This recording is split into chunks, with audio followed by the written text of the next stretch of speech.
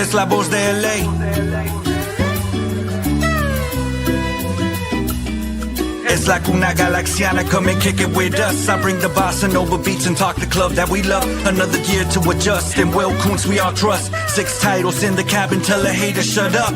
Mirar al horizonte con el cielo morado. Llegamos al estadio como siempre lo hago. Es la nueva temporada, ya cumplí 30 años. Rezándole a San Pequi que no dé al travesaño. Que repartan los balones y no sean tacaños. Que regrese el contraataque y que le hagamos daño. Un saludo para Robert, hermanos ecuatorianos. Que la táctica de Ananda nunca sean en vano. Si se trata de mi gala me levanto temprano. Ver el fur en verano, en el pasto tumbado. Siempre estoy a tu lado, en cualquier resultado. Vamos Galaxy, on top is where I gotta be. Chilling in the canopy, staging like a winery. Goles during rivalries, brew from the refinery. Only want the finer things, we letting you know. Lo que pasa en la galaxia, ready, let's start the show.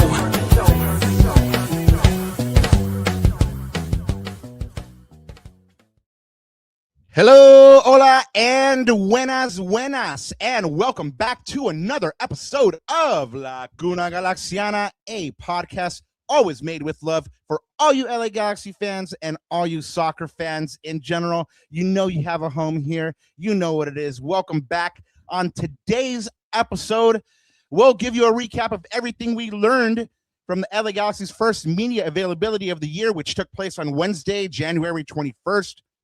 We'll examine comments by Will Kuntz and Greg Vanney, transfer rumors, talk Mateus Nascimento returning to the team, our first looks at Jakob Glesnes and Justin Hack, and what they feel like they each bring to the team. We'll also talk about the most important bit of Galaxy business this winter window, what to do about replacing Riqui Puig. With 1 month before the season starts, we'll be joined by the classiest lady in world football, Sophie Nicolaou, who will be here to share her thoughts ahead of another season of Galaxy soccer. Plus, MLS has more rule changes incoming, all that and more on tonight's episode of La Cuna Galaxiana. But before we go any further, just want to say thank you guys for stopping by once again. I am one of your co-hosts, Rob Halon. You can always find my written work at the Sporting Tribune and Extra Time Talk. And you can find me online at El Escudero de LA. And since you know I'm here, the 1-2 punch, as always, el papá de Natita y el yerno guapo, wearing a yellow kit that is an affront to my eyes ahead of this weekend, but I love him anyway. My co-host, Anandita Kirana.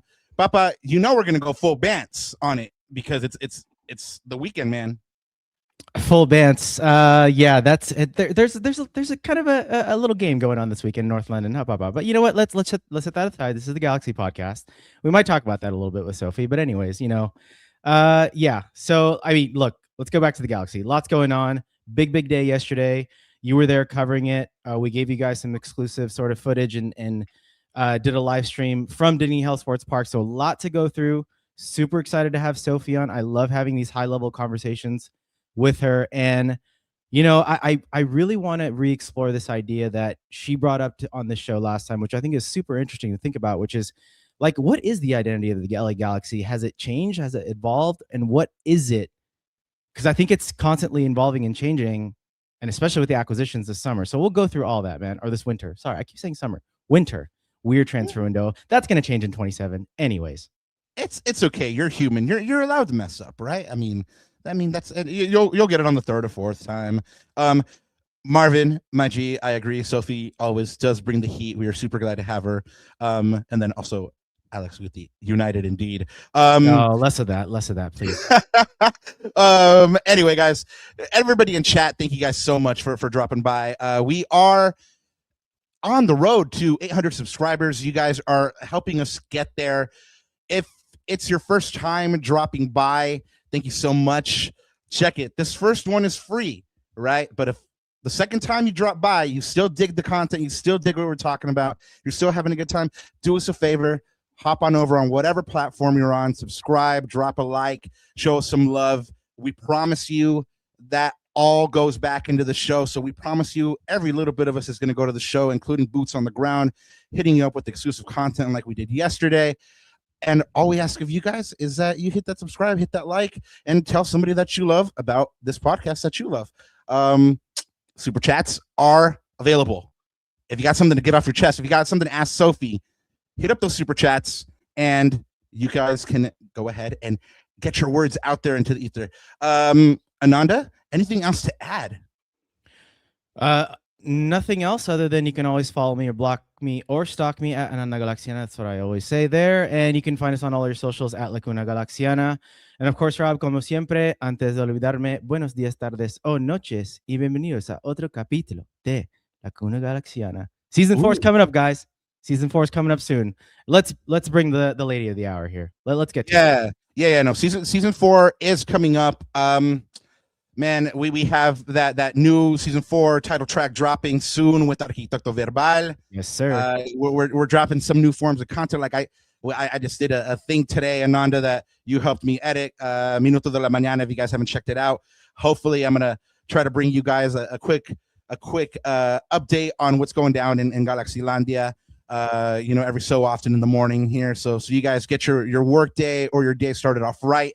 And also check us out on Goals TV. We were just on there. We did a United and Arsenal preview. And so if you haven't checked it out, go ahead and check it out there on Goals TV. And we've also been dropping in on Soccer in 60, so check that out. But speaking of the Premiership, we're proud to welcome back one of the leading online voices in Arsenal coverage and the Premier League. She's also been one of my colleagues there covering the Galaxy for a cool minute, and really just somebody that I know that all of us journalists look up to. She's the host and producer of the famed Highbury Squad podcast, and of course, part of the Podfathers Corner of the Galaxy podcast. We welcome back Sophie Nicolaou. Hey, welcome back. Welcome back, Sophie. I think you're on mute. There we go. Hey guys, how's it going? It's good to be back. And look at that. I come back and I make a rookie mistake. I'm on mute. But yeah, no, I've got my espresso here and I'm ready for a good football chat. You're lucky because I was just sleeping on the sofa with Vanney and Vesper, and the alarm went off and they reminded me, like, hold on a second, you've got a Rob and Ananda conversation to have. So here I am, and hi to everyone in live chat. Oh man, it's so good to have you, and yeah, I mean, trust us, we know that the couch is 10 times better than hanging out here, but we still want to thank you for hanging out with us. It's been a while since we've actually caught up. If you guys don't know, we have a wonderful episode in which Sophie acts as judge, jury, and executioner. Yeah, it was a long time ago, and Ananda and I played attorneys, and that's why we call her the judge. But we didn't speak, at least not on this pod in 2025. We'd see each other at the digs, but it was probably better that we didn't speak here on this pod because of what the Galaxy's season was like. Now that it's all said and done, as you were watching it unfold, were you surprised by the decline? Like when we were in the midst of that horrendous losing streak, where you were like, how can they get out of this? Like, what's going on? Yeah, I mean, it was a disastrous season, wasn't it? It just kind of went from bad to worse very, very quickly. And once you're in that hole, it's really difficult to get out of it. And, at the beginning, I thought, wow, this is really bad. Surely one player can't affect an entire team and organization and fan base like this. And if so, how poorly organized is this sports organization, right? Because you could say Manchester City have been weakened because of Rodri, right? Rodri's injury. But Manchester City still have enough good players to be able to win a domestic cup, challenge in the Champions League, challenge for the Premier League. And you could argue that in MLS, it's a little bit harder because the DPs, the level is here and sometimes the rest of your team is here. So when you lose a player like that, it does affect the team greatly. But I felt that a little into that winless streak, people started hiding behind the Riqui injury. And it became almost a crutch and something that you can always point to. And as hard as I think Greg worked to dig out of the hole, I just felt like for some of the players, it was just easy to just, cry about Riqui or utilize that as an excuse. I didn't feel like they showed a lot of passion and tenacity in some of these games. They were definitely unlucky in some of the games. But to me, as an owner, that would have been a real glaring, like, when we're at the depths, who's standing up? Right. And I'm not sure there were too many players who could stand up last season and say, okay, we've lost Riqui, but as a group, we've got to do this. You can't go on a streak like that and it not be deeper than one player injury. I can't accept that. And it wasn't just bad luck. It was poor organization, bad performances, the new signings just not gelling at that point, not working out. You blew up the team and it just didn't work. It didn't work. Yeah. So this is a no excuse year for some people, I think.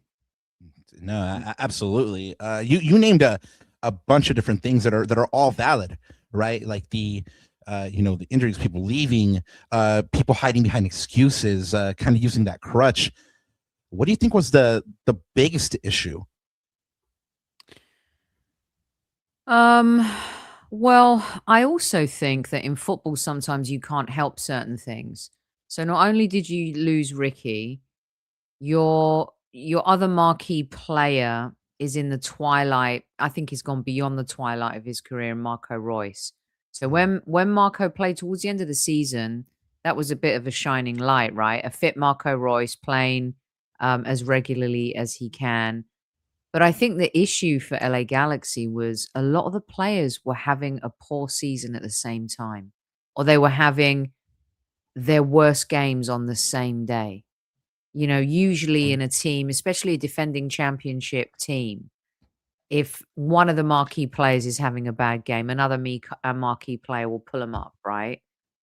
And mostly every pundit I saw had Gabriel Peck as the top scorer or even in the MVP race for last season. None of that happened. What happened to Gabriel Peck? And yeah, there were injuries along the way. Paintsil was inconsistency. Then he kind of caught fire a little bit towards the end of the season. So I think one of the key issues was they had too many games where they all played their worst game on the same day. Yeah. And unfortunately, it kind of started to write itself week in, week out. Yeah, and you talk about this a lot in your Arsenal coverage, Sophie. It's like you look around and you say, where are the leaders? Where are those voices in the locker room to, again, I hate to make this comparison because it's not the same thing, or it's similar in a sense, but a guy like Declan Rice for Arsenal the other day, he just wouldn't accept that performance. So you look at the LA Galaxy team and you're saying, who is that voice? I mean, we thought it was Mai Yoshida, but he was having sort of a dispute, or he was unhappy with taking a pay cut last year. So you have all these other little things on the side that seep into the locker room, and once it gets to the dressing room, it permeates itself, right? It's like a cancer that you just can't get rid of. And unfortunately, it's like you say all the time, where are those leaders? Where are those voices? I think that just permeated itself and it became an issue. 16 game winless streak was the byproduct of that, unfortunately. And I think with Maya in particular, he always does. He not only likes to lead by just I'm the captain, but he likes to lead by performances. He prides himself on performances. And I know Rob will tell you that the mistake that he made away that looked like it was going to cost LA Galaxy in the playoffs. The mistake was at the Houston goal, right? And he said, I will never make that mistake again. Like, I won't. For between now and when we win MLS Cup, I'm not making that mistake again. And he didn't. And he could lead by example. But when your form lets you down, and for Maya, you could see the mileage on his legs. You could see the mileage building up last season, not the same leader, because he couldn't back it up through his performances. And then players start to suffer kind of from confidence and that mental adaptation, of the game. But the issue too for this team defensively, when you had the killer peas in that championship winning season, they could bail the team out of mistakes. But I think the defensive issues also caught up with LA Galaxy last season.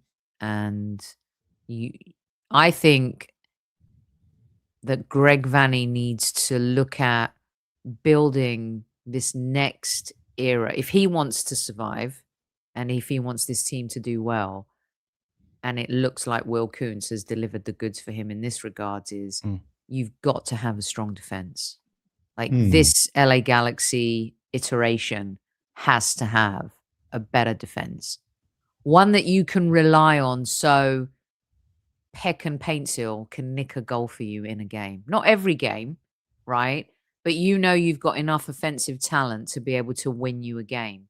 But can your defense save you a game? And I think that's going to be the biggest challenge for them, because it's an area they've really got to improve in. Funny you should mention all that. We are going to get to all that, because we spoke a couple years ago about this concept of identity, and we're going to get into all that because we're going to talk just about that Galaxy identity. But you mentioned Maya and his drop off, and you're absolutely right. Like, he told us at the end of the year, if I have another shit year like I had, I'm gone.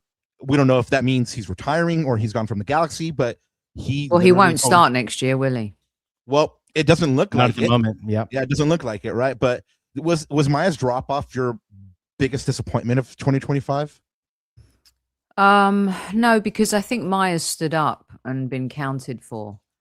If there's anyone who hasn't shirked their responsibility and their accountability, it's Maya. And there were many press conferences that mostly, last season I had to be on the other end of a phone for, but where he would show up.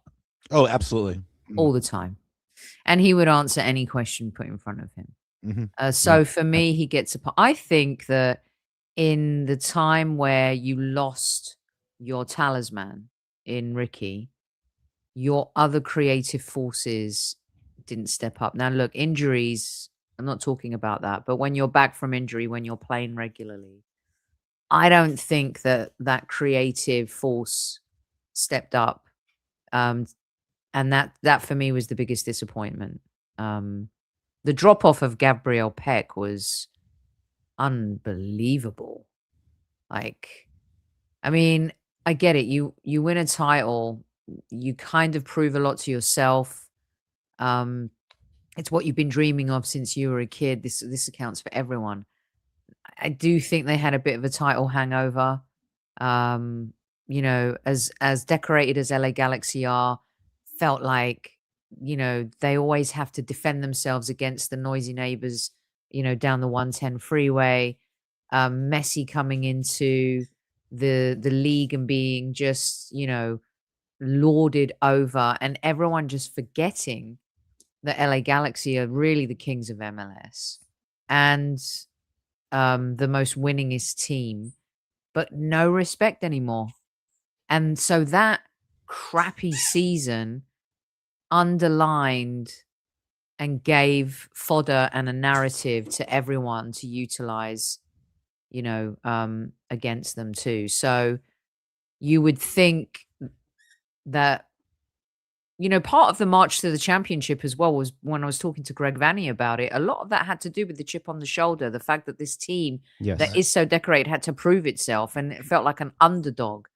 And if you take on that mentality this season, I think that's going to be a good thing. But for me, it was the creativity. You can't be that crap losing one player for a lot of the games, and I didn't feel like that they stepped up. Oh, definitely not. I mean, Ananda and I have talked about how I don't think they were ready for how everybody was going to come at them as champions. And it's really weird. Like, I was watching Black Panther 2 the other day, and at the beginning, like they have that scene where, the Queen of Wakanda's like, hey, just because the king is gone doesn't mean you can come at us, right? And they were ready, but the Galaxy weren't, right? So the Galaxy, I don't think were ready for people coming at them. They didn't play with that chip on their shoulder, and you're very right. That creativity wasn't there. I think, they're all year we're waiting for Riqui to come back. Obviously, it didn't happen. Of course, now we know that it's not going to happen in 2026 as well. Yesterday, Sophie, we were with Greg, Vanney, and Will Kuntz at the digs with media availability, and they kind of explained to us what happened. The Podfather asked, what exactly happened. They both said that, they were texting with Riqui on January 1st. Everything was fine. He was happy. He was chipper. By January 2nd, he had texted them both that he had to have surgery again.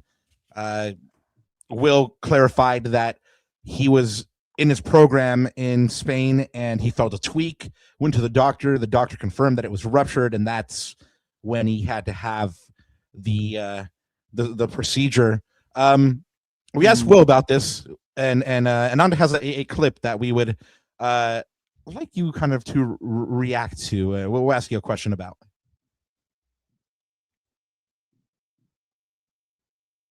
If I can get it to play, here we go.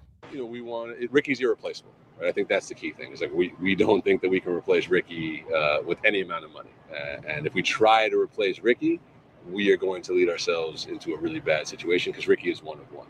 What we need to do is identify the best player we can for the group, and that's a player both in terms of his quality and his character. And then it's a decision of for Greg and his staff and our group to say, all right, with all these options, what do we think gives us the best chance to compete, knowing that not having Riqui means you're going to play in a different way anyway, right? And that's where the opportunity of having a new group, I think, is really exciting because everybody's coming kind of with a blank slate.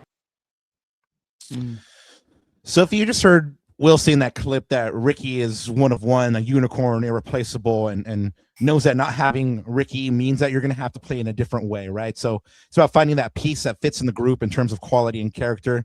For you, what's the impact of the loss of Riqui this year again on the team? And is Will right? Is he irreplaceable, or they just have to go out and find the right piece to plug the loss? I think it's devastating, and it's devastating for many different reasons. But I think it's also a lesson because this is the fear of kind of how the financial structure of MLS is set up, right? The DP role is so important. And like I said at the top of the show, sometimes the quality in a DP player compared to someone else in the team could be, up here to down here. I believe that LA Galaxy showed in that championship season that they found ways to win without Riqui, right? There were, was it two or three game streak they played without Riqui, and they won those games. So they had the blueprint. Right. The problem was they didn't have an answer for it over 28 plus matches, right? They could do it for 2 or 3 games, but they couldn't replicate not playing without him for that many games. So that shows you preparedness. And who's your backup, right? When you have a player like that, it's not going to be like for like at all. You don't even get that in the top leagues in Europe sometimes. But I think it's a lesson as well to Riqui was put on a huge pedestal at LA Galaxy. And rightly so in many ways. He came at a time, where the team was really looking for a new hero. The Chicharito chapter just didn't work out. Right. As much as everybody wanted it to, it didn't. So you're also going through now a different iteration of what a big name or what a talent is.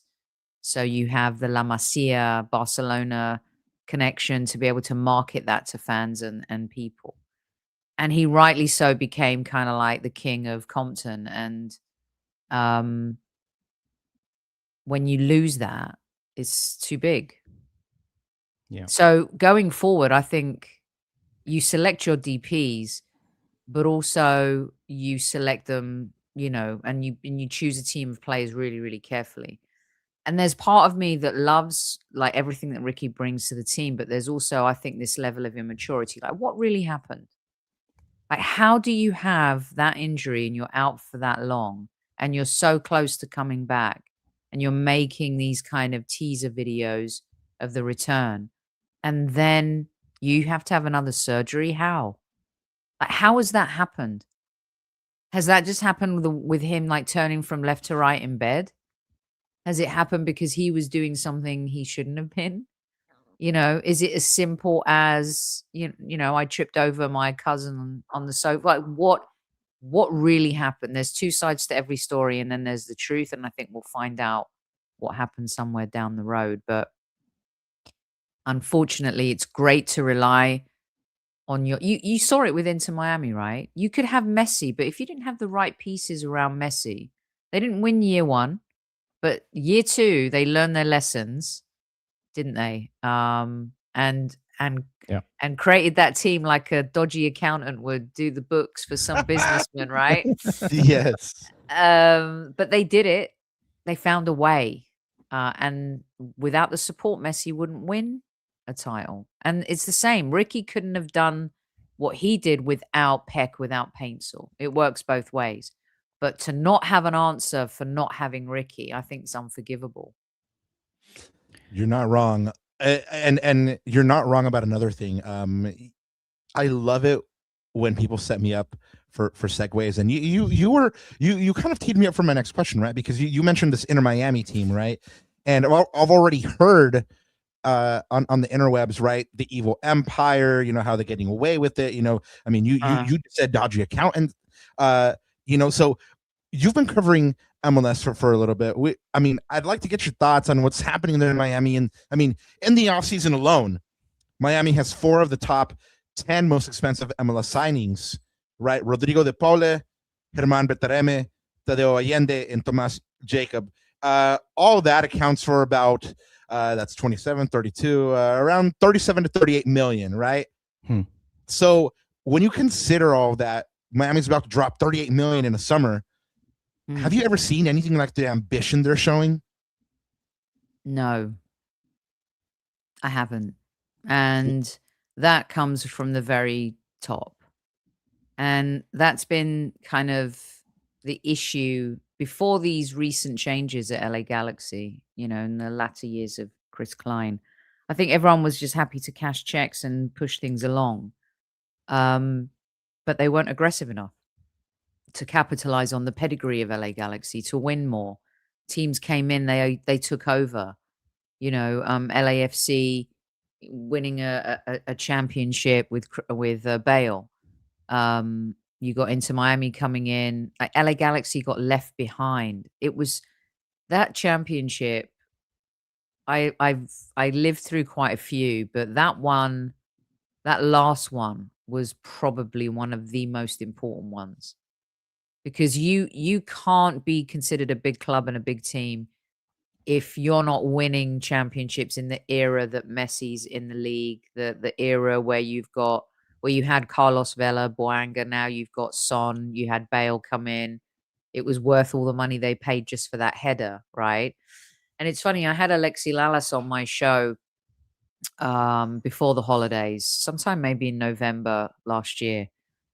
And we were talking about the World Cup. We were talking about a whole bunch of things. And we asked him about LA Galaxy. And his wish was that LA Galaxy had their bravado again. That's what people expect. You've got those stars on the shirt and you're in the city of stars and you need to act accordingly. And the way he kind of said it, I thought it was really on point, because as great as Ricky's delivered a championship, and that's what matters, that's what counts. But we all know that Major League Soccer these days prides itself on the international audience, the merchandise. Inter Miami are killing it with the Messi jerseys. They've added other talent to that. LA Galaxy haven't had a star since Zlatan, a global star. Ricky's a star of the league. He's not a superstar of football. Zlatan was a superstar of football. Landon Donovan was a superstar because of what he had done pedigree-wise with the US men's national team. Also went over to Europe, played with Everton. Robbie Keane kind of solidified his legacy, right?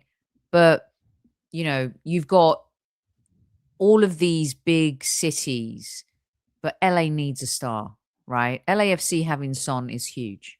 And you saw the value that brought towards the end of last season. And I think that's what's lacking. I'm uninspired by some of, I get the model, I get what's happening, but I find some of, for example, like the attack or the number 9, I find that uninspiring. I feel like LA Galaxy should have a star in that role. And people may think, what's she talking about? Ricky's a star. He's a star of the league. He's a star for LA Galaxy. But LA Galaxy don't have their PR player, which is important to this league. And I don't know if that makes any sense, but I just think that they need a signature signing to kind of reignite things. Yeah, that's fair. Well, we'll talk about this more, but according to Greg and Will, there's still 2 attacking signings that are incoming. So as good of an off season as Inter Miami has had, the Galaxy's off season isn't done yet, and they've already added a couple of pieces. Judge, obviously they kicked off the summer by adding Jakub Glesnes, and then they followed that up with the Justin Hack signing from NYCFC, and also announced the extension of John Nelson, while confirming that Zanka also is leaving the team. Can I get your reaction to the offseason so far? I mean, have they done enough? Maybe perhaps a grade, or what do you think? Let me ask you guys what you think about. Sure. You guys can educate me here a little bit, but with Justin Hack, who's a Brooklyn native, I think he is, isn't he? He is. Homegrown and stuff. Why would NYFC let him go? Do you know? Do you know like what? So from what I understand, he wanted to re-sign with NYCFC. Only I don't remember the guy's name, but the outgoing president, he's not there anymore. Lee. He just dragged his feet about the contract renewal, and so by the time he got around to it, Justin Hack was kind of like, "Yo, why are you disrespecting me? Do you even want me?" And decided to explore his options. He told us that when he spoke to Greg and Will, that they made it clear to him that he was going to be an integral part of the new product that they were kind of unfurling. So okay, that's interesting. He had been there since a youth, but basically he felt like they were showing him the door. By the time they actually offered him something, negotiations were advanced. His head had been turned already, basically. Right. Yeah. Okay. I think that this has the potential to be one of the signings of the season, and I think these 2 signings are great, and they're a necessity, right? So I was talking about the defense earlier. To me, these 2 signings back up that these guys know that the defense has been dodgy and you need strong players back there. Now, Jakub is proven. I mean, he's a MLS Defender of the Year. He's been in all-star teams, and I think at his age too, when I think Maya came. Imagine Maya coming 3 years younger than he was when he did. Ooh. Oh, right. So I think at 31, he's the perfect age. He will be the Maya in that group. If Maya's not playing, I'll be really interested to see, with no Riqui, who's not captain material, let's admit, he's the most immature guy on the planet. But it's going to be interesting to see who's going to be the captain. Because would you not agree that with Justin and Jakub, Maya doesn't start. He doesn't. Yeah, I agree with Sorry. that. Yeah, Yeah. he's probably third choice. Unless they're playing in a back three. Yeah, and maybe not even then. Maybe not even then, because I would start Emilio Garces over him for the speed, Yes. just for the pure recovery pace. Right. And Sophie, I'll add to that sort of leadership piece. Jakob Glesnes, the first time I heard him speak was today. He sounds like a captain. Oh He yeah. sounds so mature. So Yeah. mature. Yeah. So It wouldn't surprise me if he is captain next season. Now, I think, like with Greg having played for the club, you always want this attachment and stuff, but he needs a leader. I don't see Maya playing, and also with Hack, is Greg going to play him as a centre back, or is he going to play him as a DM? Right? He's got. That's what I love about this guy, which I think is why he's going to be a bit of a breakout player, is because the versatility that he has. And he did both, didn't he? He did. In New York. I don't know what you guys think about that, but that's where it might open up for Garces if he plays. But then you say, okay, who's not going to play Cirio? No, I don't think Cirio's good. He's good, but we're talking about upgrades now. Yeah, he needs someone to play alongside of him in a double pivot. But Sophie, I think one of the things, and you touched on this a little bit earlier, but I think one of the things that this now does, especially for the attack, but just the whole team in general, these defensive reinforcements, you're building from the back. Yeah. Why does it sound like Arsenal? But anyways, you're building foundations from the back, right? And what does that do? That increases your margin for error. So now the attack doesn't have to be perfect. Now Gabriel Peck is outside or at the top of the D and top of the box saying, okay, take a deep breath, take the shot, you've got it. Because we're not 2 goals down. We're not 2 goals down. We're not 2 or 3 goals down. We haven't made a sloppy mistake in the back. And that now increases the margin for error for this team. And so I think that to me is the more exciting piece, in that finally the Galaxy are going back to the days of AJ and Omar, right? We're saying, hey guys, like we are going back to those days where we are rock solid defensively. And then we'll let the offense, like you said, nick a goal or nick a couple of goals when the game is tight. Now it's interesting when you think about this in the larger context of the identity conversation, because, you know, Greg's always been a possession-based type of coach. He likes to compress the pitch and win balls and duels in certain areas of the pitch, and likes those. He calls them numerical and time advantages when he talks to us in the press, right? He likes those overloads in certain areas of the pitch. And so I think what's interesting about these defensive signings is that it's a little bit, I guess for me in my head, and you guys can kind of debate me on this, but it's a little counterintuitive in that, oh, wow, like this team's actually prioritizing its defense a little bit. Or maybe it's also a case of, hey, these defensive reinforcements is going to help us get up the pitch. It's going to help with our ball progression.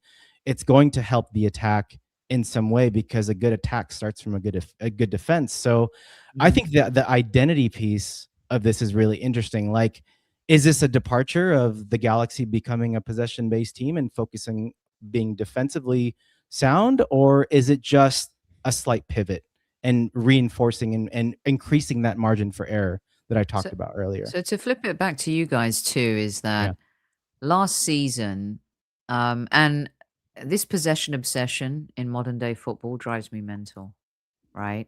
This is a big debate right now in the Premier League, in other leagues. Players have become robotic. The creative force that, you know, I think Eden Hazard was probably the last great flank player, you know, in the Premier League. So expressive. And you just don't see a lot of that anymore. So this possession obsession, triangles, passing in triangles, sideways, backwards, forwards, the heat maps, all of it. It's just like there's so much at stake in football now, so much money involved, that a lot of managers set up not to lose versus to go out and win a game. And I think Greg is guilty of that sometimes. Goes out too cautious. You got to trust your team. So what was Greg's plan B when the possession obsession didn't work last season? do you guys think? Did he have one? Did he get out of, as a manager and a coach, did he coach himself out of, I don't have Ricky, here's how we're going to play? Right? What was his adaptation? Yeah, I mean, he probably did, but we never saw the fruits of it. Because I can't even give you a straight answer. I don't think he did. Rob's shaking his head as well, right, Rob? Like we tried to be, and I think the thing is, you know, Greg is so meticulous and detail oriented, and especially for the new players coming in, they just didn't get it. They just didn't get the positions that he wanted to be in, because Greg is so meticulous when it comes to that. And especially when you lose guys like Mark Delgado, Dan Joveljic, even guys that have played in Greg's system for a couple of years that understand his system, you take those chess pieces out, and some of those guys, especially in the midfield, were looking like chickens with their heads cut off, unfortunately. And then I think where you're going with this is, I think then a good manager would adapt, would be a little more pragmatic, and okay, what is my plan B to get us out of this situation? I think that you prove you're a good manager and you win MLS Cup. You've got this insane forward line that is just dazzling the league, right? I think really good managers also show themselves in the adversity. And to me, it's like, okay, so you don't have, at what point did they realize that the new players weren't adapting? So how are you going to help them adapt? You're going to continually play. It's like Ruben Amorim at Manchester United. Dude, we don't say that name here. you know they can't play this system. You don't have the players to play this. Yeah. Yep. They don't have the chops to play this. He refused. Okay, Michael Carrick comes in, one game, bosh. Now, I'm not saying that's the answer and they proved, you know, that they've cracked the code. No. But he just looked at the players and he said, this is the way I can win with these players. And I think that's a bit of Greg's Achilles heel sometimes, is being able to adapt in those situations in adversity and having an answer for it. Yeah, that's a great point. So based on what you just said, and based on Greg's personnel that he's going to have, you know, like I mentioned, they hope to have 2 more attacking options come in. Do you see the Galaxy maybe changing their style of play in 2026? Greg being more pragmatic, and I mean, now they know Ricky's not going to be here, right? So it's not like he's going to have to come back and reintegrate into a system, right? So we know that currently this team doesn't have another Ricky on the roster, right? Do they have a iteration of that? I don't think so, right? So, and going out and getting a player, is it going to be a marquee signing based on financials? You know, are they able to bring in, what's that rule, by the way, guys? You guys can explain to me more. I'm so rubbish at the rules sometimes. So are we. if he's on the IR, if he's out for the season injured, they can bring in another, like, for a DP at that value. Right. Correct. So they up to that value. Yes. Right. Have they made that call? Like, what are you waiting for? He's not coming back. That's another good segue, Rob. Yeah, no, they kind of have. Well, like, you know, I asked Will about this, and he said, well, that's the question, right? Because I asked him, you know, do you bring in the best player you can right now as a DP, and that's your third DP, and obviously Ricky's still on the books for 2027, and then when he comes back, then you have 4 DPs, and you say, F it, we'll deal with it then? Or do you kind of get like a stopgap player? And based on the reporting by Tom Bogert the other day, yesterday, actually, I was pulling up to media availability when he dropped this news that the Galaxy are in negotiations with JOAO KLAUSS from St. Louis, El Brasileiro. This deal would be a cash trade around $2 million. KLAUSS makes $1.3 million, and the $2 million that the Galaxy will push this 1-year cap hit up to approximately $3.3 million. And you were talking about being a rubbish at the rules. Well, I had you know, the Podfather to thank for this stat right here. So shout out Podfather. JOAO KLAUSS is in the last year of his DP contract. So again, this would be kind of like that stopgap. Again, this isn't a like for like, but he would come in as the Galaxy's third DP, effectively replacing Riqui Puig. Obviously, they're a different type of player, different positions, but this allows the Galaxy to be roster compliant in 2027 with Riqui Puig's hopefully return in 2027. And he slots back into the Galaxy's third DP. And, you know, in the Galaxy, avoid making that longer-term commitment, being stuck with 4 DPs. KLAUSS had 10 goals, 3 assists last year, 25 goals, 6 assists, 90 career MLS matches. Chat, this one is for you too, just like it is for Judge Sophie. Is a DP striker the way to go here, Judge? Should it have been a number 10? I mean... What's... Okay, so this is a great question because... Nascimento's coming back, right? He is. He's already training with the team. What's happening with Ramirez? Still on the Also with books. the team. Yep. What a bust he was. There's someone who needs to pull their finger out. What an absolute nosedive that was. Yep. My agreed. goodness. Well, actually, speaking of Tommy, he dropped something today, and we'll cover some MLS rule changes a little bit later. But he mentioned that there's now a mechanism here with these cash trades in which there's no age limit, and so last year I guess Minnesota was sniffing around Christian Ramirez around the summertime, and they couldn't make the deal happen because of the MLS rules preventing it. You know, he probably would have been gone, and then you know the clause in his contract probably wouldn't have been triggered, and then you know he probably wouldn't be here right now in Los Angeles. But you know, so that's what's going on with Christian Ramirez. So then, guys, if you have Ramirez, you have Nascimento, but you need a Riqui replacement. You need like that number 10. Is this something? Maybe is there a chance Ramirez could move on? Nascimento, they're all in on, right? For sure. U22 signing. So he was one of the bright sparks of last season. Let's be honest. In a season where it was a little bit dull, he was a bit of a revelation, wasn't he? Yep. So I don't. Also, it's an efficient. It would be an efficient signing, like not an effervescent signing, you know. But maybe that's what LA Galaxy need. They need someone who's proven, who's got the experience in the league, who can come in and just hit the ground running. You could say that that's what they tried with Ramirez. It didn't really work. But at the same time, was he really getting any service early on? Peck was off. Paintsil was injured. Yep. So it was 6-1, half a dozen of the other. But I think it would be a good signing, but I don't know if it solves the problems. No, it doesn't solve the creation problems that you were talking about for sure. Yeah. You know, who's the next best creative player in this team after Riqui?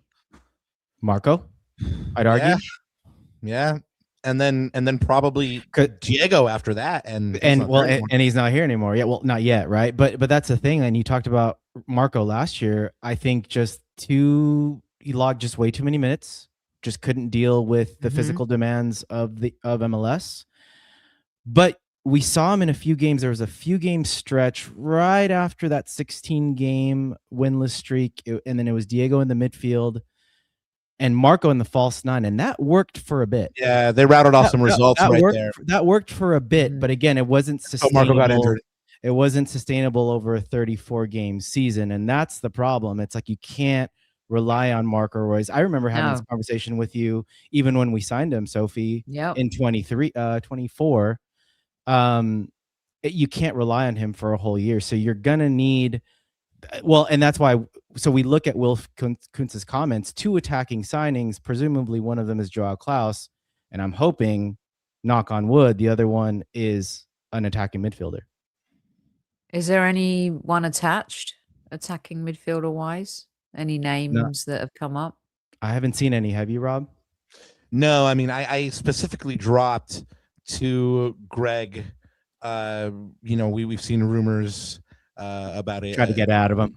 Yeah, we've seen some rumors about attacking players, from Ecuador, this and that, and he's like, yeah, I haven't heard anything about that, but it's funny because even with Will Kuntz, like we asked him about JOAO KLAUSS, our colleague Scott French, shout out Scott, asked him, can you tell us about JOAO KLAUSS? And Will Kuntz was like, I'm not going to comment on that, but Greg was more than happy to. He's like, yeah, I guess we're in some phase of negotiations. And when we asked him, is this the type of player that, the Galaxy need to be signing to replace Riqui? And he's like, well, he just laughed and he's like, well, he scored 2 goals on us last year. And then I don't think he remembered that it was actually a hat trick. Yeah. It was actually a hat trick. It was a banger of a hat trick too. It was a banger of a hat trick. So good. He's a good striker of the ball. I'll give him that. Yeah, really yeah. So I mean, and just shortly before we hopped on, there was a comment that somebody had on Instagram about him joining the Galaxy, and he liked it. So it looks pretty much bang on that he's going to be a Galaxy player. The worst Ramirez and Accrington Stanley. Wow.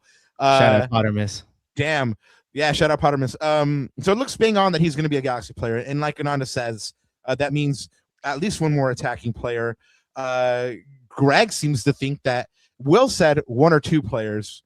Well, he said 2 players, and then Greg said 2. Yeah, and then Greg said 2 or 3 if everything works out well. So I was like, ooh, what might they have up their sleeve? So that kind of tells me that they might be trying to move on Ramirez because they only have about 3.6 in GAM. So they don't have tons of resources, but again, Will does crazy stuff sometimes. Will cooking. Well, he needs to pull it out the bag this season. He had a terrible season last year. 100%. I mean, Sanabria, I think. Do you think he'll come good? I do. And I'll tell you why. The kid works so hard. Like he comes from humble beginnings. Yeah, good mentality. Like he knows that nothing's going to be given to him, and he's worked hard all his life. And I see him coming good because of that. Like he just has too much determination and too much will not to. Yeah, he's the one that I think will work. But yeah, Will took a lot of risks last season, and they didn't pay off early enough for him at all. And this is a big year. This is a big year for him. This is a big year for Greg. You want to get off to a good start. You can't afford to get off to a negative start. The pressure will kick in. You just can't have that. So, I mean, I think the team has got some depth now. Don't you think? Like 100%. Sophie, can I make a comment? I was thinking about this the other day, and you'll enjoy this. The Galaxy, from a fullback standpoint, are like the Arsenal of MLS. Yeah, I was just looking at that. Look at their fullback depth. I'm going to pull up the depth chart right now. They've got 4 starting level MLS level fullbacks in John Nelson, Julian Aude, Mickey Yamane, and Mauricio Cuevas, who, speaking of revelations, that's another revelation last year, who absolutely stepped up his game. He was really high sort of on the threat, and if you look at the assist and how threatening he was in the final third with his beautiful delivery, and they all bring something different to the table. Julian Aude, Mauricio Cuevas, much more attacking. John Nelson, very steady Eddie defender. You're going to get a 6 and 7 out of him every game. And Mickey Yamane, if Greg likes to play that 3-2-5 and tuck in Mickey Yamane in the middle to support Edwin Cerillo in the midfield, he can do that for you. These guys bring something different to the table, and I love that fullback depth. And I think that's something for Greg to build on, and it also gives him the versatility to play 3 in the back and push up those attacking wing backs and create from out wide. So, you know what? Looking at all this, like it really proves to us that Greg has to show his mettle. He's got to be ready this year, and he's got to show us what he's made of. To your point, the adaptability, the ability to bounce back. The spotlight's on him. Yeah. It will be. And it will be not only from fans, the media. I don't think pundits will be as forgiving this year. And the other thing too, I think they really need to be careful of is there's an opportunity here. Like when you look at that, that's why I asked you about the depth, because look at the different combinations you can play at the back with that roster, right? And even even in the midfield, I think there's some talent there. I like Winder. You know, I think there's some good talent. But if you want to be in a position to compete and win again, you need the blend and you need the mix. So it's going to be interesting to see kind of what his best 11 looks like, right, with Yep. this depth. But he's going to have to make it work. And it's going to be interesting to see, like when everyone's fit, what his LA Galaxy looks like. So we'll need to hit on the signings you've mentioned. We're currently talking about Greg needing to get it right. Which one of these two gentlemen has more pressure going into the season? Oh, Vanney. I don't think it's fair to, like, the time that Will's been there, you know, I don't think without Will's hire that LA wins that championship. There's no way, right? And Greg is still involved in the personnel, and as long as, you know, he's taken his foot off, and since Will's been there, you know, I always ask him the questions. Before the season, he was enjoying being in England. He went to Liverpool game, Arsenal game, prepping, so different. Yeah. He doesn't have to worry about all of those other administrative, general manager-esque type things. But Greg's been given a lot of rope, and the rope was extended because he delivered a title. But that doesn't happen without Will. I think Vanney's under more pressure. The question is, because they're all so close and they get along and they work really well together, would they have the balls to fire him if it wasn't working? I think they'd have to. I think they'd have to. A lot of folks said that 16-game winless streak was a sackable offense. I don't care if he won MLS Cup last year. Yeah. Like, in any other league in the world, a lot of fans argued that that is a sackable offense. Look at Big Wilf at Celtic, man. Yeah. Wilfred Nancy, exactly. I think he's very lucky. Very, very lucky. And I like Greg. I think Yeah, me he's too. very deep and he thinks about the game in very layered ways. Sometimes maybe overthinks things a little bit. I compare him to Mikel and Arsenal, the trajectory of LA Galaxy, because, you know, both kind of rose to the heights, then fell from grace a little bit. Both kind of on this comeback trail. LA Galaxy delivered a title already. Arsenal trying to do that. Manager-wise, maybe sometimes square peg, round holes, overthink things instead of keeping it simple. Football's really just a simple game sometimes. And sometimes Greg can't help himself from keeping it simple. But yeah, I think he's under pressure. You have to be. Yep. Yeah. Especially with, you know, the Galaxy playing in the Champions Cup, you know, playing in the league, not really having much else to go for besides that. They're not in the US Open Cup. They're not in the Leagues Cup. So they gotta, you know, win something, right? So we asked Will, you know, if the Champions Cup is an opportunity for the Galaxy to become that elite team that they need to be again, you know, that bravado that you mentioned that Alexi was talking about. And Will said absolutely. I mean, he, not to discount the league or anything like that, but he said that this is exactly the kind of tournament that the Galaxy need to be taking seriously and winning. Not everybody gets to play in this tournament. I mean, what are your thoughts on it? I mean, is the Champions Cup secondary to the league, or maybe, you know, you can chew and walk at the same time? I mean, silverware is silverware. You should try to win everything, right? But we all know that the thing that people care most about is MLS Cup, right? I think fans care about whatever competition their team is in. You want them to win it. But LA Galaxy need to reestablish themselves after a horrendous season. They broke records for all the wrong reasons last year. Yeah. Oof. And you've got to bounce back quickly from that. And if they don't, it will be damning. So you can't let that negativity fester. You got to win your first game. That's it. And, really stay up there and be relevant throughout the season. I didn't realize like how boring things can get so quickly in a season when your team or the team you cover is irrelevant. Yeah. And there were Yeah. too many seasons where LA Galaxy became irrelevant. And so for me, I think maybe that's why that championship year was the most fun, because it felt like an improbable ride, and you went on this ride and it just kept going and going and going. And but then the following year you do the total opposite, like the opposite. Yeah.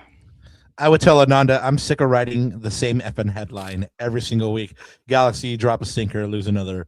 Galaxy drop a result at home, so. It's not even that. Like, these guys are giving me an emotional heart attack. Like 23, like down in the doldrums, right? That was the first time we talked to you. 24, like the highest of highs. 25, you're gonna slap me back down to earth. Like, as a fan, that is... like, how can you endure that? That's so and on top of that, is a roller coaster. And on top of that, the noisy neighbors are consistently good. Every year they are consistently good, and they're getting stronger. They're one of the top teams in the Western Conference.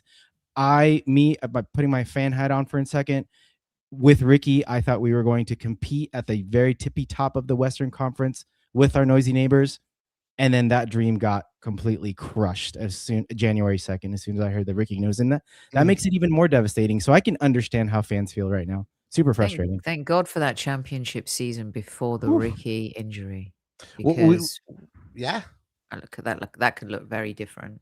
You got to treasure that moment. Yeah, we talk about how when we were living it, we were telling Galaxy fans, cherish these moments, because we don't know when they're coming back. I mean, it had been 10 years. And I mean, if 2025 is any indication, then it might be a while. But Judge, we're gonna let you go with a couple of last questions here, and they're gonna be receipts, right? We're gonna keep these receipts for later, but not at this point. But you trying to get me into trouble? Sounds like trouble to me. I'm gonna tell Greg. You know what Judge Sophie said? No. No. The first one is will the Galaxy challenge for a trophy next year? Yes, I think there's too much pride at stake. Will Kuntz is one of the good ones. You root for him to do well. He's always got time for the media. Absolutely. Greg needs to show that he can bounce back, and he's not a manager who's just reliant on one player to help make him, make a team tick. This last one here for you. Will they make the playoffs?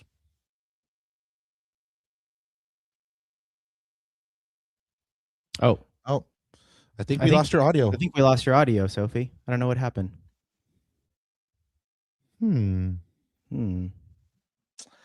Well, no.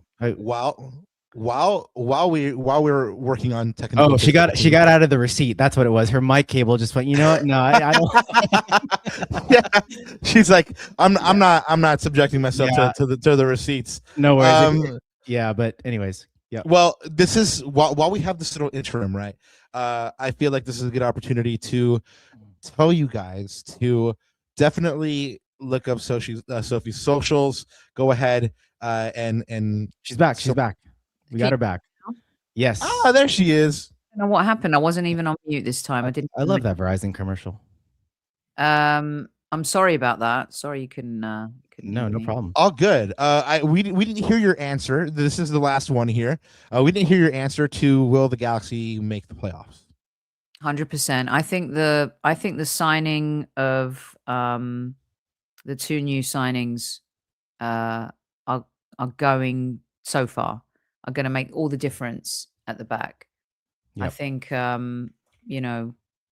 Jakob's going to be great and Justin's going to be great, and I think those two players, sometimes one player can make a difference. Two players like them, I think, will make a big difference. So yeah, they'll make the playoffs. Y'all heard it here first. If they don't make the playoffs, Greg's got to be fired. I agree with that. Y'all heard it. Y'all heard it here first. the judge is calling for Greg's gonna give us a consequences. weird look at the next press conference. I didn't call for it. See, I didn't call for it. I just said. No, I agree. But there's got to be repercussions. Like, there's got to be accountability. I agree. there's got to be accountability. You look at we agree. I was like, you look at that depth chart. There's no reason for you not to make the playoffs with that depth that you have and that roster as it's currently constructed. No excuse. No more excuses. Yeah. I agree. Judge, tell us where the folks can find you. You can find me at Highbury Squad on YouTube and on the old X. I'm too old to do some of the other stuff. So yeah, and give us a follow if you like Premier League, Arsenal in particular. We've got some really good guests on, done some good shows, and of course we've got the big game this coming weekend. So good luck to the Arsenal. Thank you. I'm not gonna say the same thing to you.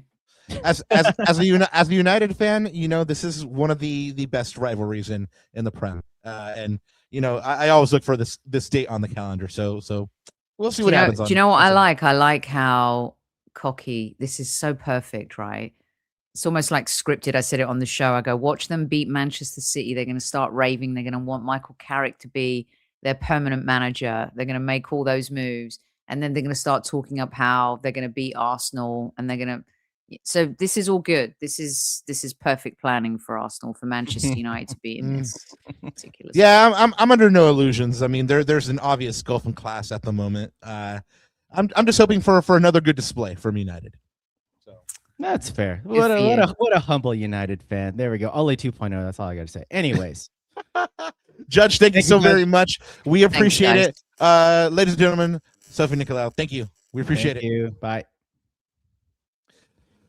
Man, it was another fun session with Judge Sophie. It always is. I mean, we have the benefit of covering this team with some of the most intelligent, brightest minds that cover soccer in the country. So, I mean, literally, if you dig the Arsenal, if you dig the Premier League, go ahead and hit up Judge Sophie and her socials and watch her show, man. It's a good one. I mean, we've been fortunate enough to have some good guests, and Sophie's been fortunate enough to have like a whole cadre, even more of guests, man. I mean, this an incredible show. I mean, this is just a little sidebar. Y'all should have seen the first time that we had Judge Sophie on, and Nande was kind of like a fanboying over it, and it was really cute. Legend. Yeah. Absolute Yeah. legend. No. Yeah, man. And so we're just incredibly honored once again that the judge was with us. And you know what, Rob, we've got to get her during the day, man. I feel so bad. Like I felt kind of bad. Like she was like, I was just having my morning coffee or my evening coffee. And yeah, but so I just wanted to say just super thank you to obviously Sophie for sharing her time. And this is why we like talking to her, because the way she thinks about the game, the way she's covered this league and she's covered the Premier League and soccer around the world, the women's game as well. She has a really balanced perspective and she can draw from a lot of experiences that she's had in different locker rooms. And when she talks about the LA Galaxy, I thought there were some really interesting things that she brought up, like the things about accountability, Rob, the things about what happened in 2025, like when you have that bad juju, that momentum, the lack of leadership, and those things snowball into one another. I mean, those things are like poison in the locker room. And it's funny that, the conversation around Riqui, even like what actually happened. Like, okay, we know what happened, but like, what was it? What happened? But like what happened was, but like I mentioned, we got the story from Will that, Right. he was doing his treatment, and that could be anything. That could be like him doing some drills on grass. That could be, it could have been anything. Right. But there's also the other side of it that invites that mystery, that it's like, what really happened? And Like, I think it's a legitimate question. Yeah, we'll never find out. And yeah, the documentary comes out like years later on Amazon. Well, when he comes back in 2027 and they win MLS Cup in 2027 and they drop the 30 for 30, then that's probably when we'll find out then, Yeah. But no, we just, again, thank you, Judge Sophie. If y'all want to check out the previous episode with Judge Sophie, it is in the back catalog. Go ahead and check it out. If you were lucky enough to spend some time with us and Judge Sophie, thank you so much. And if you're just popping in right now, you guys can go ahead and catch it on the replay. And thank you so much for actually hanging out with us. But definitely go ahead and give Judge Sophie a like on her socials as well. Drop a subscribe here. And I think we'll wrap up the show tonight, Ananda, with some shout outs, announcements, and a couple of news items here. Well, the first one is that MLS announced rule changes. They announced that the official transfer window is extended for 2026. The summer window opens until September 2nd now. So the primary window will open on January 26th and close on March 26th, while the secondary window will open on July 13th and close on September 2nd. Ooh, guys, thank you so very much for the super chats. Let's pull them up, Rob. Let's pull them up. Big Scott says, great to see Sophie and great pod again, Robert and Anna. Let's go Broncos. Scott, thank you very much, sir. Hopefully you are doing well. G Cam, top guest and top show. Real story. Ricky slipped on a banana peel, Mario Kart style. Damn, that's a hell of a story there, G Cam. Yeah, I love it. Yo, check it out. Are you sure it wasn't a turtle shell? Are you sure it wasn't a turtle shell? Might have been, man. That's. Can you imagine? No, that turtle shell in Mushroom Kingdom. See us starting rumors here, the unfounded rumors. Okinawa Motion, tuning in from Japan, finishing up my work. Oh, beautiful, man! Thank you for taking Lacuna International. That is love. We appreciate it. Chat. Let us know where you're enjoying the show from. I myself am coming at you live from Bell Gardens, and of course Anandita is making Ontario real live with it right now. But anyway, guys, these rule changes, I kind of alluded to them with Judge Sophie, and it's basically going to mean that the winter window is going to be shorter to allow for a longer summer window. The Canadian clubs are going to be firmly with MLS teams, so they're going to adhere to US soccer window. And there's now no limit on cash trades. Last year, teams could only acquire 2 players and only trade away 2 players per year, and which is why we also talked about the age restriction thing, and Christian Ramirez not being able to move from the Galaxy to Minnesota because of that. But these are, I think, positive changes, man. I mean, these are going to allow for the teams to do more business. Roster compliance date, just so y'all know, is Friday, February 20th at 5 p.m. Pacific, and the roster freeze is Friday, October 9th. So a long ways away, but just so you guys know, we'll remind you. You guys know what it is. We'll bring you this information again. So not only did we get some rule changes, but and props to them in an effort to be more transparent, the league also dropped the 2026 general allocation money available to each team. Your LA Galaxy has $3.313457, so $3,313,457. Man, those $7 are going to make that difference, Papa. For comparison, and this is another stat courtesy of the Podfather Shoutout Corner of the Galaxy. The Galaxy had 2.4 million in GAM at a similar time last year, so they have a little bit more to play with. Of course, Minnesota has the most, according to this chart, with 7.2, almost 7.3 million. Real Salt Lake has the second most available with 6.9 million, and somehow, incredibly, Inter Miami among the teams with the most available with 6.4, almost 6.5 million, what they will most certainly use to reinforce even further. And I honestly, like, you look at, y'all stay with me. I know this is a Galaxy centric podcast, but this legitimately this team that they're putting together might be the most talented anyway, the most talented team in the continent. and it's crazy to see how they're doing it.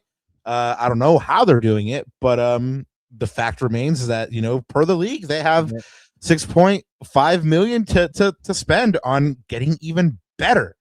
Yeah, I mean, they basically are having players take pay cuts to play with Messi. I mean, that's basically the recruiting strategy. I mean, a guy like Tadeo Allende anywhere else would be a DP, but he's a TAM player, right? Things like that. So, and of course, you've got like it was kind of just a perfect storm, because you think about like the DPs that were taking up the roster slots are retiring.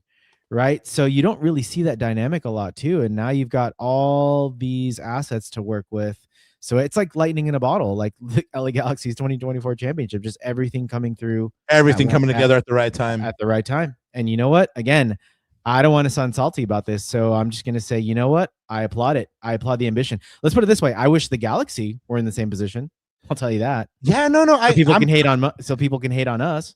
I'm not hating at all. Like I said, I applaud the ambition as well. And you know what? Something we didn't cover with the judge with Sophie is that not only did these cats show this kind of ambition and still have money to play with, but then they went after like a direct rivals, Bouanga. Like one of their best players, and Denny Bouanga. I mean, I don't know if you guys followed this report, but Inter Miami offered up to 13 million for Denny Bouanga, again trying to take a player from the direct rival. I mean, basically like real Bayern taking from Dortmund kind of stuff here.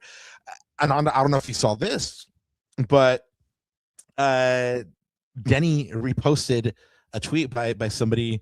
I think verbatim it was like, being so close to my dream and my club shutting it down or something like that. So it looks like Denny Bouanga wanted to play with Leo Messi, man, and LAFC shut it down. You know, this is of course unsubstantiated, but what is not unsubstantiated is the fact that he retweeted. So anyway, do with that what you will. But yeah, Inter Miami making real big power imbalances in the league, man. It's going to be interesting to see if they do in fact steamroll every team and just the talent is off the charts. But Ananda, one of the things that we got to see go down, or hear about going down anyway, is the other day when we were at media availability at the Digs, the U.S. women's national team was there. I got to walk by their training. That was pretty fun to watch for a quick sec on the way up to the Galaxy media availability. And then there was the customary trading of jerseys. You had Marco Royce with Trinity Rodman here, and then a couple others as well. I believe Joseph Painter was out there as well.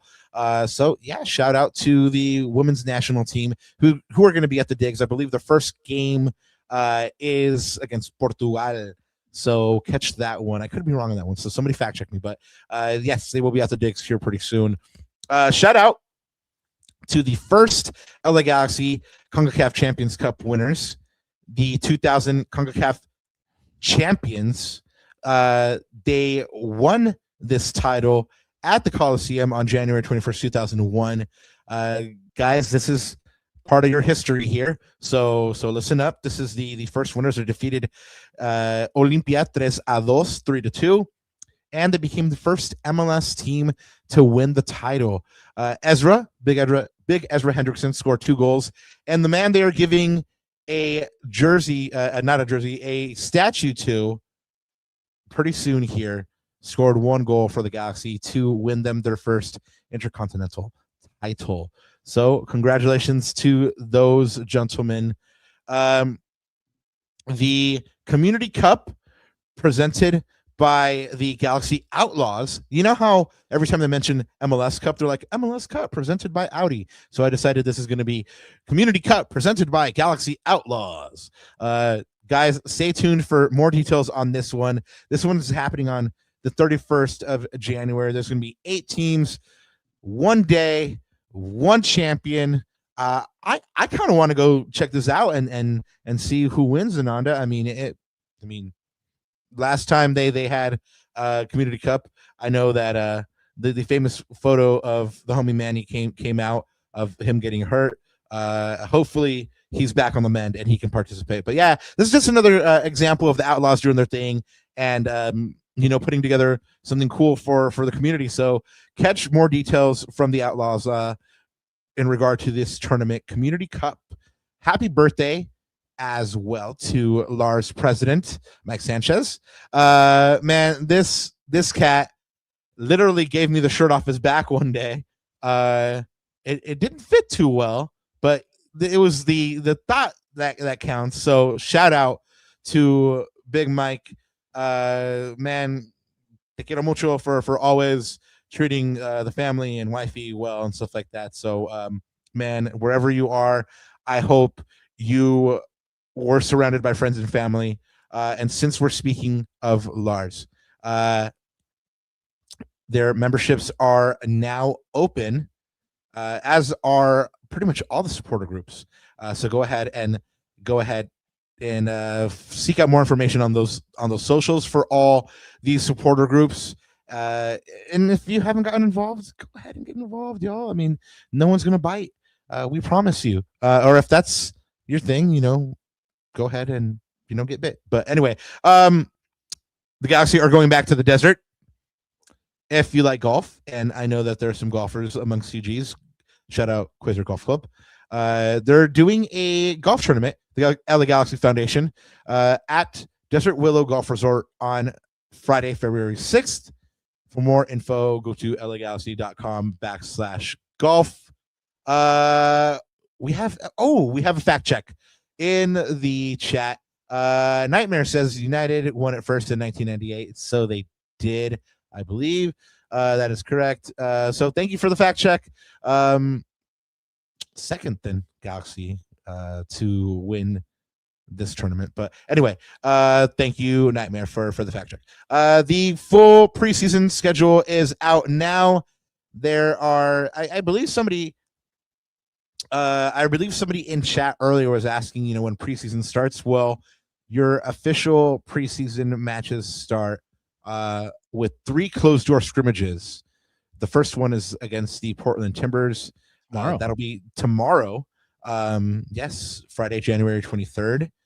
And then you'll have another one against CC United. Speaking of United, thank you, Nightmare, on Saturday, January 31st. And then Orange County on Wednesday, February 4th. Those are the closed door scrimmages. So officially, I guess, Friday, January 23rd. They are in preseason camp right now. Of course, you guys already know that.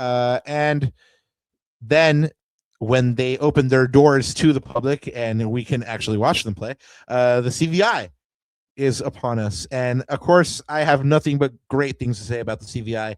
Everybody knows that this is probably one of those tournaments that you have the most unprecedented access to your favorite Galaxy players and players from other teams in general. I mean, they're just walking around. Coaches are just walking around. Last year, I mean, even though Dayon had just gotten moved to Sporting Kansas City, we got to say hello to Dayon. He was there. So CVI is a wonderful, wonderful occasion.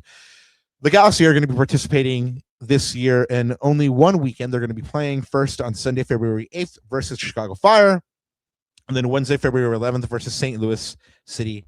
And that will be the JOAO KLAUSS' first return to the St. Louis City if his transfer becomes official here before that.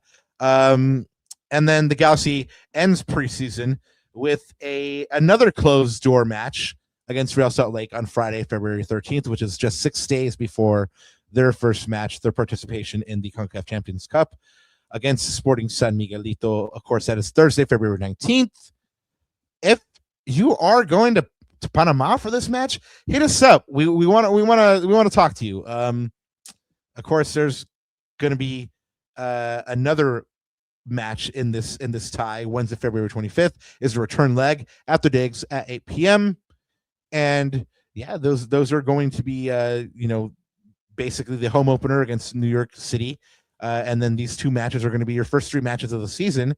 Go ahead and start making your plans for the Champions Cup midweek. Last year, I remember attendance during those Champions Cup matches midweek was very sparse. So hopefully this year it's a little bit different. But Ananda, that takes us to the end of the news and the shoutouts. Do you have anything to add there? Oh man, I just can't believe the first closed door session is tomorrow. Like preseason's basically It's here, Papa. It's here already. It's here, Papa. You know, there's so much pieces of news swirling. Like I am still honestly like wrapping my head around JOAO KLAUSS. I put some initial thoughts out on X the other day, but look, I just hope that it's clear. Like for me, the two biggest holes right now are that DP or not DP, but that number 9 and an attacking mid. I don't know what names there are out there, what names are available, like what type of salary allocation we can put towards that attacking mid, but look, at this point, like we're neither you nor I are salary cap wizards, and so we leave that to the experts. And I'm just hoping, like, you know, because I spent like half an hour today, Rob, like looking at names like in the MLS player salary guide, like attacking midfielder, like who was there, you know? So like, look, I looked at a name like Pep Biel. I was like, huh, how did they get him? Like he ended up pretty. He turned out pretty well for Charlotte, right? Like a player like that. Like, is there someone? Is there a diamond in the rough out there that Will Kuntz is? I'm sure the Rolodex is deep. I'm sure they're hitting up agents. I'm sure he's working on it, and we'll just have to see. We'll just have to wait, right? I'm not going to make a full judgment until I see the whole team. It's crazy though, man, because I saw him just yesterday, and he didn't ask me to, like, you know, come play the 10. It's nuts to me, you know. Like I said I would do it. I heard he made a competing offer to GCam. Damn, is that true, GCam? GCam, how could I? You know, Riquinho was saying something about that you were training yourself up. But anyway, guys, thank you for hanging out with this one. You know, as happens when we have a lot of news to get through it and an incredible guest, this one went a little long, but we're glad you stuck with us. Next on this humble little podcast you watch called Laguna Galaxiana, on Monday, January 26th, we'll be joined by my colleague at the Sporting Tribune, Anthony Bautista, the homie, el colega. He's going to be here to help us preview this Galaxy team, but also we're going to be, you know, kind of talking about another year of you know, the Sporting Tribune coverage here of your 6-time MLS Cup champion LA Galaxy. So, you know, we always talk about, you know, show us some love here on the pod, you know, give us a like and stuff like that. You know, we write stuff too, and the homie Anthony Bautista does, and he puts a lot of love and craft into his stories. So he's going to be here with us on Monday. So show him some love as well, guys. And on anything to add before we get on out of here? Chat, you guys are amazing as always. Thank you so much for joining us. Join us again for Monday. And again, of course, if there's any breaking news, if stuff happens, we will let you guys know about it. So stick with us, guys. Go ahead. And if you haven't yet, last time here on your way out the door, please go ahead and hit that like button. Hit that subscribe if you haven't. Hit that notification bell so that when Rob or myself are at the digs reporting live and getting you, you know, some exclusive coverage of what's going on in Galaxilandia, you have a notification right there on your phones that says we are live.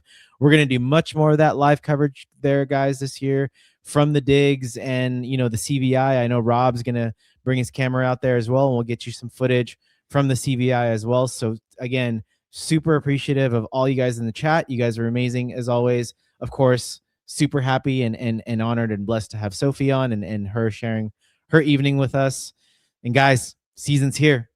So let's get ready. Yeah, season is here. The Galaxy will face their first test of the year tomorrow in that closed door against Portland Timbers.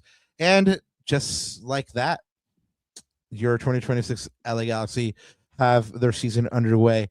And, you know, we talked a lot about tonight, you know, who's under pressure, this and that, you know, which players maybe didn't step up. But at the end of the day, we wish everybody involved with the Galaxy well, all the players, all the coaches. I mean, it's a new year, and we had the opportunity to speak to 3 players. We had the opportunity to speak to Greg and Will.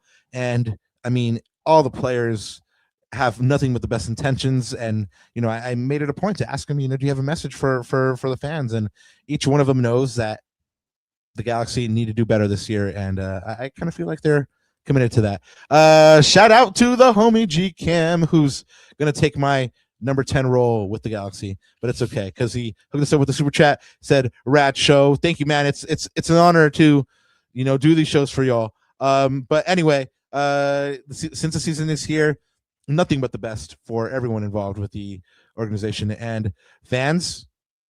Geez, show out. It's about to go down. Only one thing left to say, huh, Nanda? Dale. G's up.